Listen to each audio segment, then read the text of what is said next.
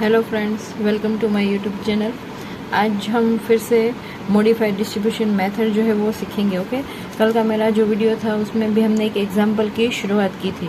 वो एग्जांपल हमने पूरा नहीं किया था। ओके, क्योंकि ये जो मेथड जो है वो थोड़ी समझने में थोड़ी लंबी है। ओके, उनकी प्रोसेस भी थोड़े स्टेप भी ज़्यादा है, इसलिए कल का जो मेरा वीडियो था उसमें मैंने 2 स्टेप में ही करवाया था। अब जो है हम आगे ये फिर से शुरू करते हैं। जो कल का एग्जाम्पल जो था वो जो हम फिर से कंटिन्यू करेंगे। ओके, जहाँ तक ये स्टेप किया था उनसे आगे का स्टेप करते थे। ओके, पहला ये जो हम मैट्रिक्स हमारा यहाँ मैंने एक फिर से बनाया है। ओके, वही का वही मैट्रिक्स है, फिर सिर्फ यहाँ पे मैंने अब अलोकेशन लिखे हैं। ओके, अब जो है सेकेंड मैट्रिक्स जो है वो हमारा ऐसा होगा कि जहाँ पे हमने अलोकेशन जो है वो तो लिख ही दिए है, तो साथ ही साथ में गाइस आपको पता होगा कि उसमें हमने U1, U2, U3 और V1, V2, V3 ये इन सब की वैल्यू भी फाइंड की थी। ओके, CIJ फाइंड किया था और साथ में DIJ मीन्स के अनऑक्यूपाइड सेल के लिए जहाँ पे कोई अलोकेशन नहीं है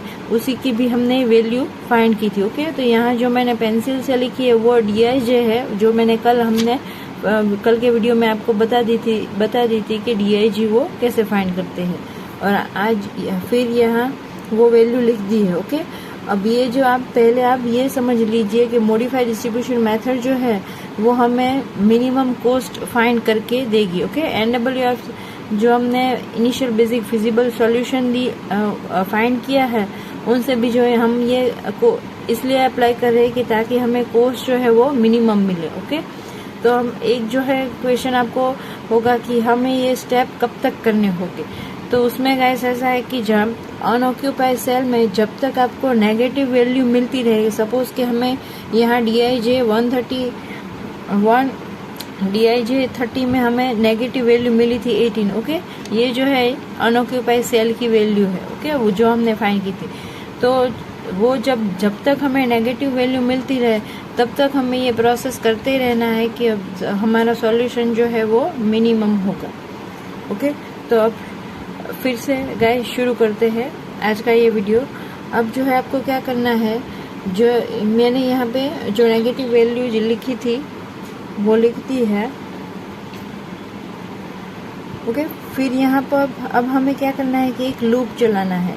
लूप कैसे चलाना है कि जहाँ पे ये जो हमारे सेल जो है वो साथ में कंसीडर हो जाए, उनको लेकर लूप चलाना है। ओके, तो सपोज कि जहाँ सेल नहीं पर अलोकेशन, जहाँ पे अलोकेशन है उन मैक्सिमम अलोकेशन जहाँ पे कवर हो जाए, इसी तरह हमें यहाँ पे लूप चलाएंगे। ओके, तो लूप चलाने के लिए यहाँ आप देख सकते हैं कि हमारे पास यहाँ 180, 20 यहाँ 2 जगह अलोकेशन है। ओके, यहाँ पे अलोकेशन नहीं है, ये मैंने रफ किया है। नीचे जो है अलोकेशन है, उसके बाजू में भी अलोकेशन है, यहाँ नहीं है। ओके, तो अब हम क्या करेंगे कि जब मैक्सिमम अलोकेशन हमारे कवर हो जाए, ऐसे लूप चलाए, तो सपोज कि ये तीनों को हम कवर कर सकते हैं। ओके, इंक्लूड माइनस वाली जो वैल्यू आई है उनको भी लेके, तो सपोज हम यहाँ से लूप चलाएंगे। ओके, तो फिर और हाँ, लूप चलाएंगे तो उसमें क्या करें कि जो भी आपका स्टार्टिंग पॉइंट होगा वही आपका एंडिंग पॉइंट होना चाहिए। सब आपने यहाँ से शुरुआत की है तो यहाँ आना है, फिर नीचे जाएंगे, फिर एक अलोकेशन को कलेक्ट करेंगे और फिर वहीं के वहीं वापस आ जाएंगे। ओके, तो अब जो है 20 यहाँ पे मैंने एक लूप चलाई। ओके, यहाँ अलोकेशन नहीं है पर यहाँ जो वैल्यू जो है हमने नेगेटिव मिली है। ओके, तो यहाँ पे हम उसको कंसीडर कर सकते हैं। फिर हम यहाँ नीचे आएंगे। ओके, फिर यहाँ भी अलोकेशन है तो फिर इस साइड जाएंगे और फिर ऊपर। ओके, जो हमारा स्टार्टिंग पॉइंट था वही हमारा एंडिंग पॉइंट बन गया। तो इसी तरह आपको एक लूप चलानी होगी। ओके, ताकि हमें कोस्ट जो है वो मिनिमम मिले, और सारे जो DIJ हम फाइंड करते हैं तो जब तक हमें DIJ में नेगेटिव वैल्यू मिलती है तब तक हमें ये प्रोसेस करनी होगी। ओके, अब गाइस क्या करना है, सेकेंड स्टेप के लूप चलाने के बाद इन सब की जो वैल्यू की जो अलोकेशन हमने किया है उनकी वैल्यू जो है अब चेंज करेंगे। ओके, यहाँ पे अब आएगा माइनस, जहाँ पे शुरुआत की थी तो ये माइनस की साइन लिखेंगे। यहाँ जो है वो प्लस, यहाँ जो है वो माइनस, ब्रैकेट में मैं साइन लिख रही हूँ, और उसके बाद प्लस, यहाँ पे माइनस लिया है। ओके, तो यहाँ पे प्लस, यहाँ पे प्लस है तो माइनस, माइनस है तो प्लस। ओके, हो गया। अब जो क्या करना है कि इन 20 जो है उनको ये एलोकेशन की जो वैल्यू है उनमें से आपको सब्ट्रैक्ट करना है। ओके, तो उसके लिए गाइस जो है वो अब मैं एक दूसरा मैट्रिक्स बनाती हूँ। ओके, ताकि इन्हीं मैट्रिक्स में करेंगे तो कुछ क्या आपको समझ में नहीं आएगा, इसलिए फिर से हम एक दूसरा मैट्रिक्स उनके लिए बनाते हैं। ओके गाइस, तो अब जो है वो लूप चलाने के बाद जो का डेटा है वो हम देखते हैं। ओके, लूप जो है वो आपने देखा होगा कि जब हम लूप चलाते हैं तो यहाँ 20 जो है, ओके, यहाँ माइनस है। ओके, और यहाँ प्लस है। 20 जो है अब अलोकेशन वाला जो सेल है अब यहाँ रिफर हो जाएगा। ओके, यहाँ से हमने स्टार्टिंग पॉइंट किया था, अब अलोकेशन हमें यहाँ रिफर करेंगे।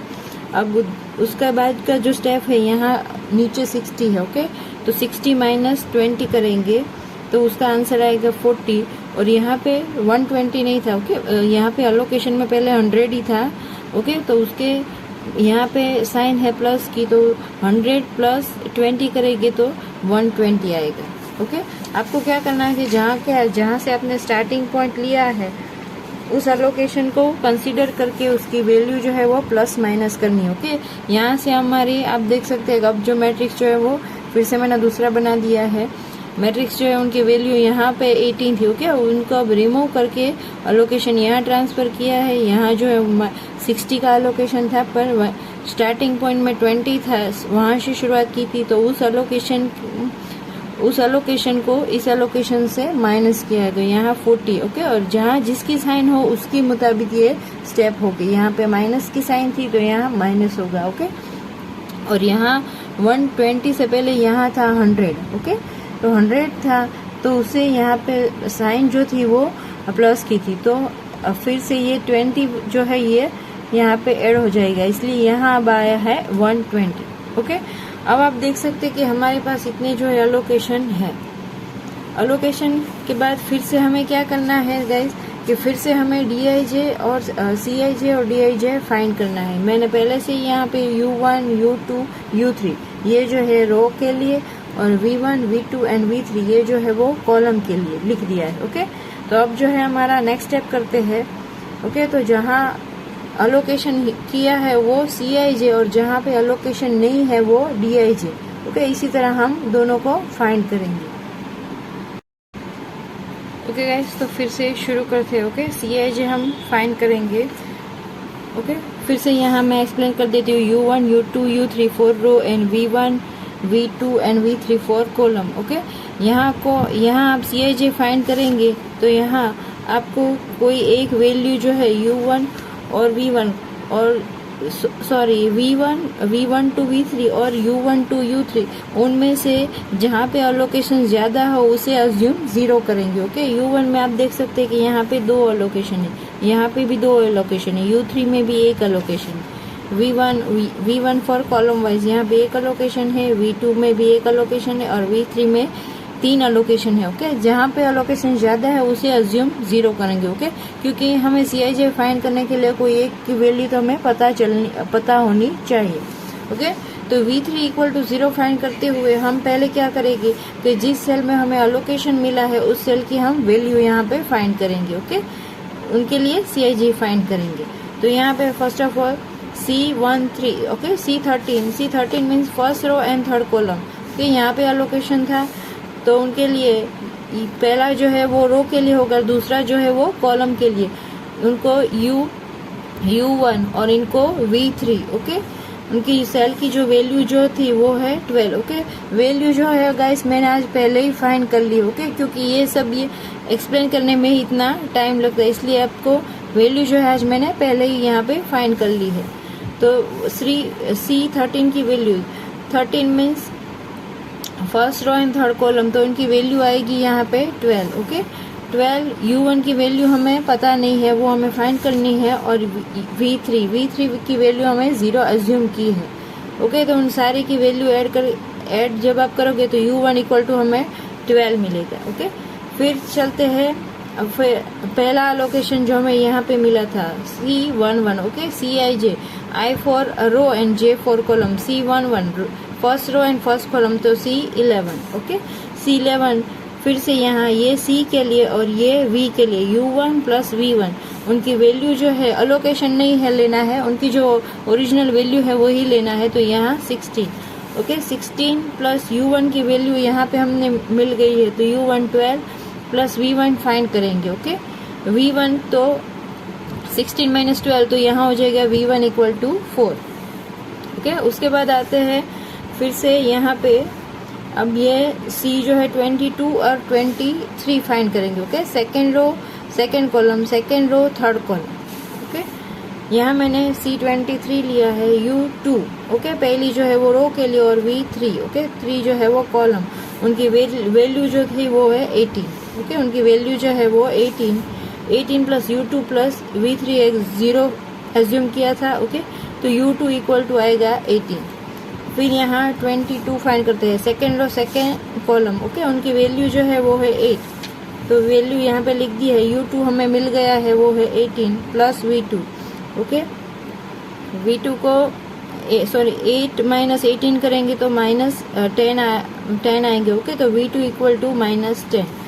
फिर से यहाँ C33 third row and third column में हमें अलोकेशन मिला है। ओके, तो फिर से U3 प्लस V3, उनके original value 16, U3 plus V3 जो है वो 0 एज्यूम किया था, तो U3 इक्वल टू हमें मिलेगा 16। ओके, ये जो हमने CIJ फाइंड किया है वो है अलोकेशन के लिए। ओके, अब जो है जहाँ पे अलोकेशन नहीं मिला है, सपोज कि ये सेल जो है यहाँ पे अलोकेशन नहीं है, यहाँ अलोकेशन नहीं है, नीचे भी यहाँ 2 जगह अलोकेशन नहीं है, उनके लिए हम फाइंड करेंगे DIJ। ओके, DIJ भी मैंने ऑलरेडी पहले से ही फाइंड कर दिया है। Okay, D1 2। Okay, first row and second column, DIJ का ये फॉर्मूला है D12 minus U1 plus V2। Okay, first row and second column. Okay, ये जो है फिर से यहाँ U1 और U2 फॉलो होगा। फिर से उनके ओरिजिनल कॉस्ट जो थी वो है 20। ओके, ये जो 20 था, ओके, ये लिया है 20। उनकी जो वैल्यू है U1 हमें मिल गई है, U1 और V2 की। ओके, वही मैंने यहाँ पे लिखी है, तो उनका आंसर आएगा 18। फिर तो D21। ओके, D21 जो होगा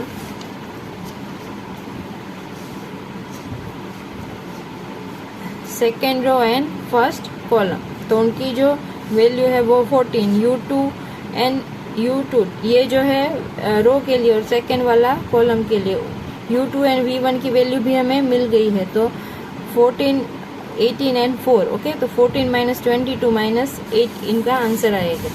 ओके, फिर से D31 and D32। Okay, 31 third row and first column, 32 वाला ये। Okay, third row and second column, उनके लिए भी मैंने यहाँ पे वैल्यू जो है DIJ जो है वो फाइंड कर दिया है। ओके, उनकी ओरिजिनल वैल्यू लिखी और U3 और V1 की जो वैल्यू आई थी वो ही लिखी है। ओके, तो अब आप देख सकते हैं कि फिर से हमने DIJ अनऑक्यूपाई सेल के लिए हमने फाइंड किया था, उनमें एक वैल्यू जो है फिर से नेगेटिव मिली है। ओके, जब तक गाइस ये वैल्यू हमें नेगेटिव मिलती रहेगी तब तक ये सारा फॉर्मूला हमें अप्लाई करना पड़ेगा। ओके, तब तक हमें ये मिनिमम कॉस्ट मिलेगी। ओके, तो इसलिए फिर से हम आगे की ओर चलते हैं। ओके, कि -8 हमें मिला है, तो हम फिर से ये हमारा मैट्रिक्स जो है उनमें ये सारी वैल्यू अब लिख देते हैं।